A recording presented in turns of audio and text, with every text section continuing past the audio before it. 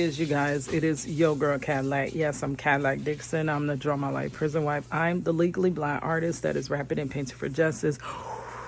Who I'm hoping, girl, to see justice before it all fades to black. Yes, it's your girl Cadillac. Anyways, I just did a live. Like, I went live tonight. Actually, I didn't go live tonight, like in my Jordan the Chosen One voice.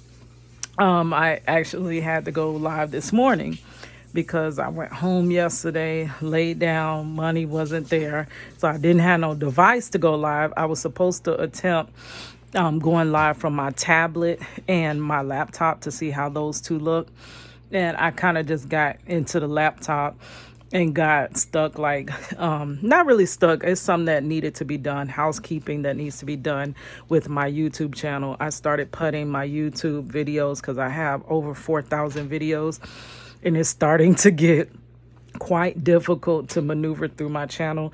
And I know if for me it's difficult to get through my channel to find what I'm looking for, I know for you guys that are watching, it is quite difficult. So y'all know I wanted to break my channel into separate little channels, but this is the channel that's closest to being monetized. So it's kind of difficult to do that, but eventually that's what's going to happen. But I think for now, like a coworker of mine, and now I'm going to call him friend because he crossed that little coworker to friend. We actually chop it up about our dreams and this and that, and he had that restaurant dream, and he actually left his job cold turkey. No pun intended, because we are the sandwich place. Cold turkey. We sell cold turkeys, hot turkeys, but he left it cold turkey to go pursue his dream because he was like, it's now or never. But basically, so I started working on organizing it, and that's what he was saying. I think that because we would talk about YouTube, he was like, so how's your channel? He would always ask me how my channel doing, and I'm like, it's doing good, but it's just not doing what I want it to do. And I think the reason my channel won't just take off is because of the heart of my channel. The heart of my channel is justice.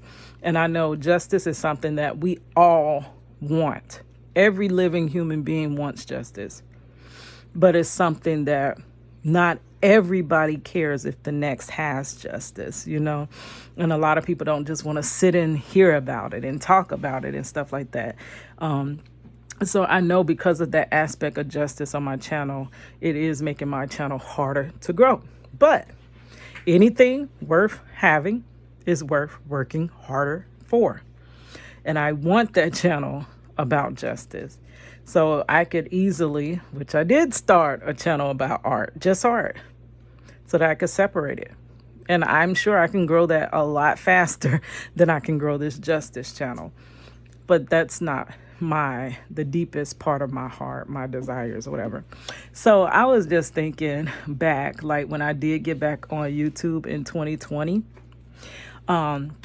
I was thinking, so y'all know that story where I was walking through the neighborhood just mad, and like everything that I do just fails and crashes and burns, because I was upset because that little video, that hold you down video where I had illustrated it, basically when I was a door greeter at the super center, I illustrated that video and put it together. And it got some views, but it's like, it really is not doing what I think it should do. It really is good. Like, I mean, it's excellent almost. And it's not that I'm just trying to toot my own horn, but it's good. I mean, why can't I recognize the talent that I have? I have a lot of talent, and it's very frustrating that nobody sees it. It's just like I'm hidden in plain sight. I'm here, very much talented, but never get the opportunity.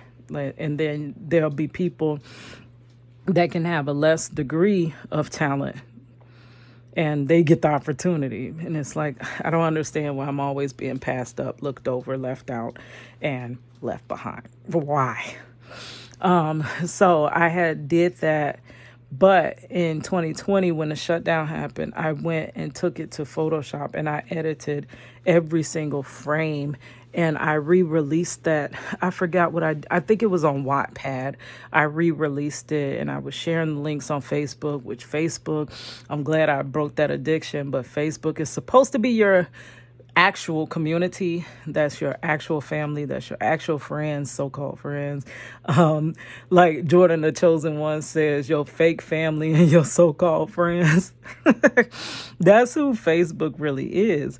And you think that they're going to support you, and they never surprise you and support you.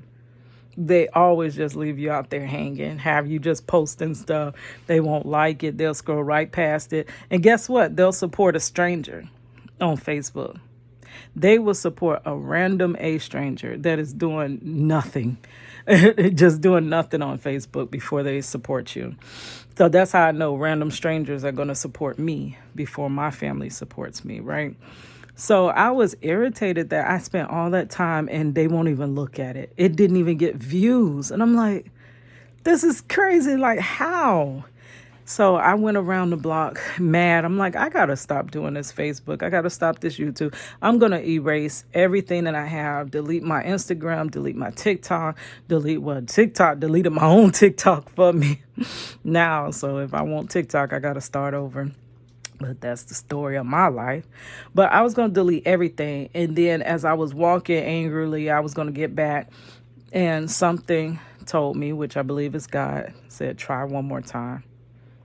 Try it one more time.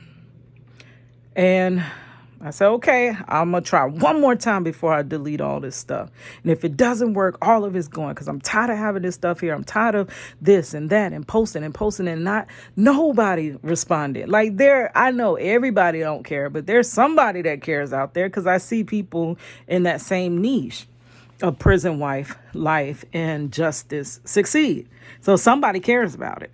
But so I was like, but I'm going to just try the right way. So that's when I went to taking Sean Kennel courses and learning from Aaron on Demand and stuff like that. Took her course for a while and things like that, and all these different YouTube gurus, and trying to learn the actual business of YouTube, because YouTube is a business. And if you do not know the business, then you'll just be up there just blindly posting. So I started doing, learning about the algorithm, learning about keyword search, trying to do thumbnails, doing all the best practices.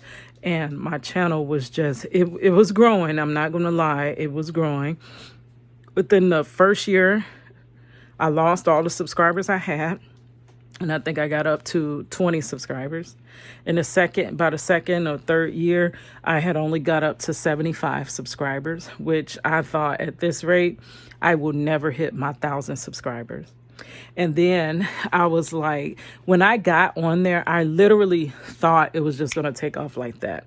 Now I'm back. Now I'm posting. Now I'm doing the best practices. I'm doing this, doing that. It's a no-brainer. It's going to happen. And I'm going to finally reach that world. Everything leads back to Project Reach the World and Breaking Marcello's story. I literally seen another prison wife. And she was like, it wasn't nothing dramatic she was doing. It wasn't that she was just so charismatic. She wasn't, and I'm not going to say any names on this, but she wasn't doing what I seen the other prison wives doing. It wasn't nothing special. It was just, it's not nothing that stood above what other prison wives were doing at all. And she literally started a channel, and all the prison wives just supported her. And the prison wife community, y'all know the niche of criminal justice, basically the ex-prisoners that make YouTube videos, the prison wives, like they kind of have this little clique, and they all collabed with one another, and they all seen each other grow above and beyond, right? And I blindly thought that I would just be accepted into that clique.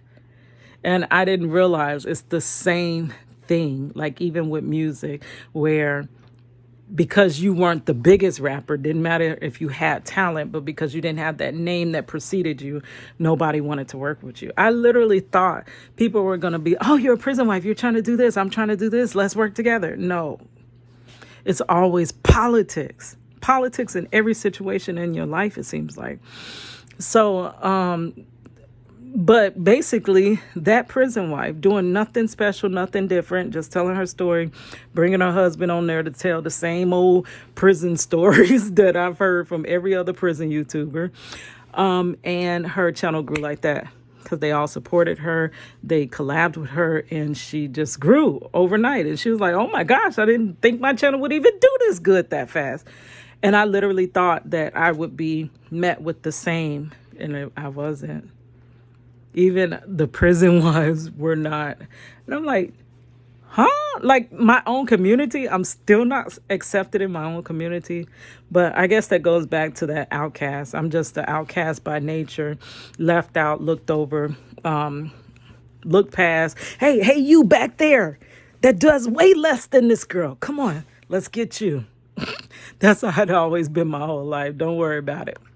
But my channel, and it occurred to me because at first one of the strategies they taught us was that a baby channel that is trying to grow can grow quickly by collabing with bigger YouTubers. And that's what I started to do.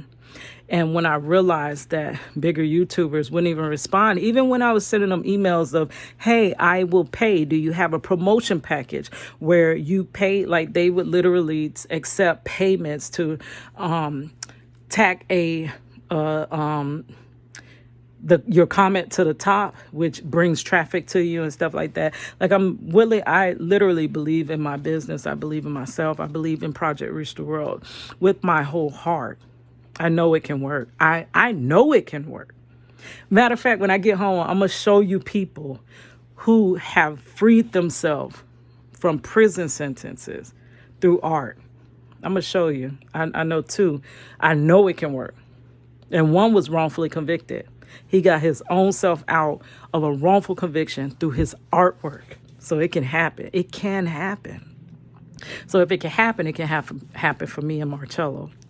So I was like, I just have to find that one YouTuber that's going to, and it occurred to me one day, and I said, you know what?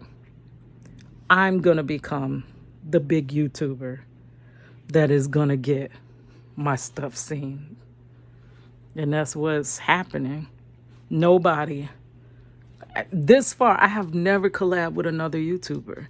Nobody reaches out to collab with me, whether they're just beginning, and I'm in plenty prison wife groups, prison reform groups on Facebook. They know who I am. They know my story. I've been on Facebook since Facebook started. I've been advocating before they probably was advocating. I was advocating way back in the 2000s and 3s and 4s and 5s. But they all look past me. They all ignore. They never look. I have something different and special. I have a different story than you have. I mean, you have pretty much, I watch a lot of prison wife and prisoner content. Y'all have a lot of the same stories. I have something different, but they look past. So I said I was going to become that YouTuber.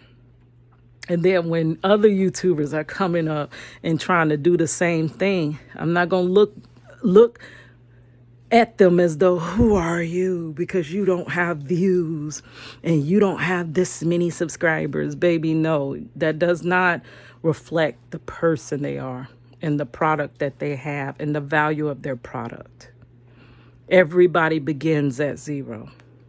But all right, I'm about to be late for work, girl, again. Why I'm always running, girl? Always running. Like, she told me come in an hour and a half late, and I'm still late. Like, girl, she didn't say be late the whole freaking darn day. But anyways, it's your girl, Cadillac.